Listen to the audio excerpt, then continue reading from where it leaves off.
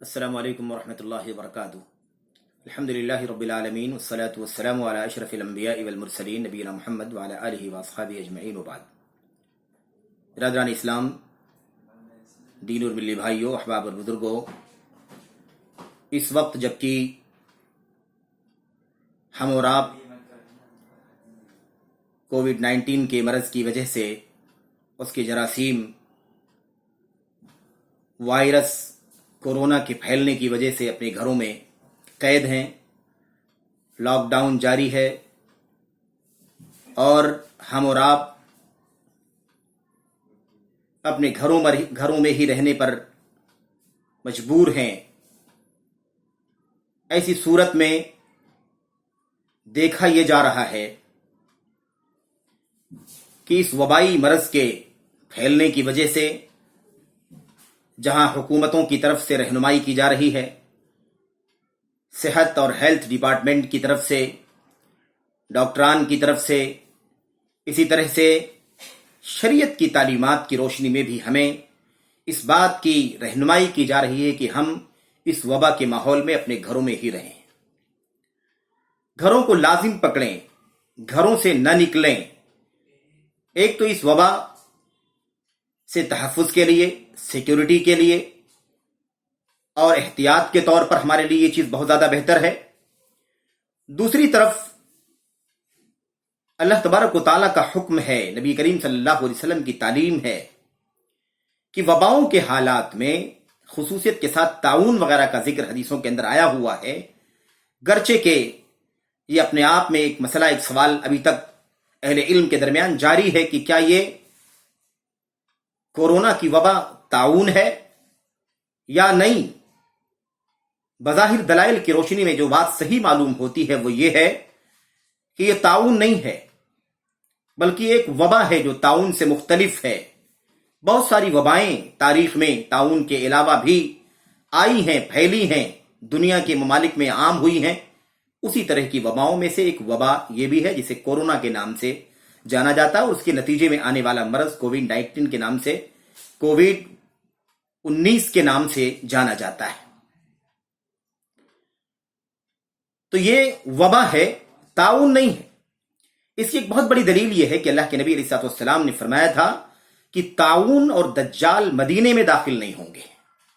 جبکہ ہم اور آپ اچھی طرح سے جانتے ہیں کہ مدینے میں بھی لاک ڈاؤن ہے، وہاں بھی کرفیو لگا ہوا ہے، اور وہاں بھی یہ کورونا پھیلا ہوا ہے، بہت سارے لوگ اس سے متاثر ہیں۔ اس بات کو اچھی طرح سے ہم جانتے ہیں۔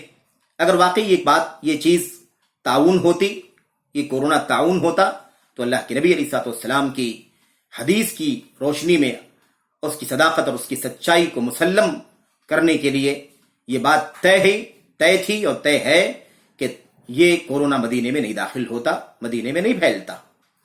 جیسا کہ اللہ کے نبی نے فرمایا تھا کہ لا يدخل الطاعون ولا الدجال، مدینے میں نہ طاعون داخل ہوگا نہ دجال داخل ہوگا، لیکن مدینے میں طاعون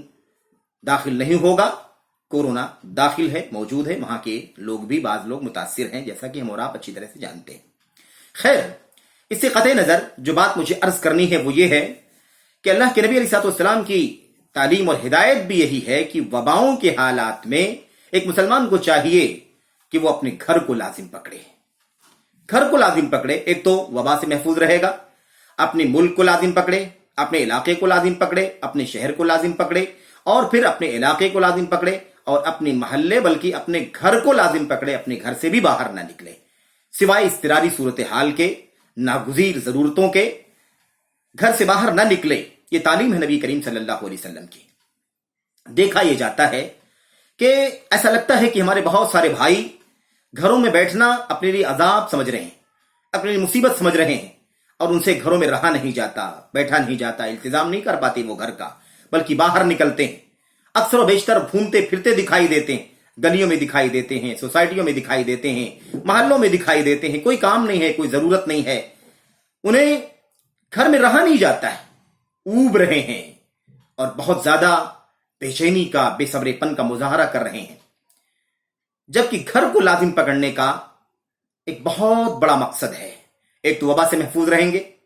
دوسری چیز یہ ہے کہ گھر میں باقی رہنے کا فائدہ یہ ہوگا کہ ہم اور آپ اپنے بال بچوں کی نگرانی کریں گے، ان کے بیچ میں وقت گزاریں گے، ان کے دکھ سکھ کو دیکھیں گے، ان کے آرام تکلیف میں شریک رہیں گے، اسی طریقے سے ان کی خبر گیری کر سکیں گے جو عام طور پر نہیں کر پاتے. اس طریقے سے ہم اللہ تبارک و تعالیٰ کی فرائض اور واجبات کی پابندی وقت کے مطابق کر سکیں گے. وقت گھر میں گزاریں گے تو اللہ کے کلام کی تلاوت کر سکیں گے، دین کی کتابوں کا مطالعہ کر سکیں گے، کار خیر میں حصے داری کر سکیں گے. بہت ساری بھلائیاں، بہت سارے کار خیر ہیں، بہت سارے پہلو ہیں مصلحت کے خیر کے جو گھر میں بیٹھ کر کے، گھر کو لازم پکڑ کر کے ہمیں حاصل ہوتے ہیں. لیکن افسوس کے ساتھ کہنا پڑتا ہے کہ ہمیں دیکھنے میں آتا ہے، ہم دیکھ رہے ہیں کہ ہمارے بہت سارے بھائی ایسا لگتا ہے کہ ان سے گھروں میں رہا نہیں جاتا، وہ بھاگ بھاگ کر کے باہر نظر آتے ہیں. پتہ نہیں وہ کیسے وقت پر نمازیں پڑھتے ہیں، پتہ نہیں کیسے وہ قرآن کی کتنی تلاوت کر پاتے ہیں، پتہ نہیں کتنا وہ کار خیر میں اپنا وقت گزار پاتے ہیں. اکثر و بیشتر یہاں وہاں لابیوں میں، گلیوں میں، کوچوں میں، محلوں میں، سوسائٹیوں میں یہاں وہاں چلتے پھرتے دکھائی دیتے ہیں. میرے بھائیوں، بے صبرے پن کا مظاہرہ نہ کرو. اللہ کے نبی محمد رسول اللہ صلی اللہ علیہ وسلم کی سنت کو تو ہمیں ماننا ہے. ہم ٹھیک ہے ہیلتھ ڈپارٹمنٹ اور گورنمنٹ کی پابندیوں کا پورا اہتمام کریں نہ کریں، جبکہ کرنا ضروری ہے، کرنا ہی چاہیے. اس کی مصلحت اور اس کی فوائد ہم محسوس کرتے ہیں اور یہ ضروری ہے. لیکن اس کے علاوہ ہمیں چاہیے کہ ہم نبی کریم محمد رسول اللہ صلی اللہ علیہ وسلم کی سنت پر عمل کریں، تعلیم پر عمل کریں. میرے بھائی، وباؤں کے حالات میں گھروں کے اندر قید ہو جانا، گھر کا التزام کرنا، گھر میں بیٹھ جانا، یہ کوئی عیب کی بات نہیں ہے، عار کی بات نہیں ہے، مشقت کی بات نہیں ہے، بلکہ ہمیں چاہیے کہ ہم اس طرح کے حالات میں، اس طرح کے ماحول میں اگر ہمیں گھروں کو لازم پکڑنے کا حکم دیا جا رہا ہے، اس کی تعلیم دی جا رہی ہے، تو یہ ہمارے لیے بہت بڑی رحمت کا سبب ہے. میرے بھائیوں، بہت بڑی رحمت کا سبب ہے. ہمیں چاہیے کہ گھروں کے التزام کو، گھروں میں بیٹھ جانے کو، گھروں میں قید ہونے کو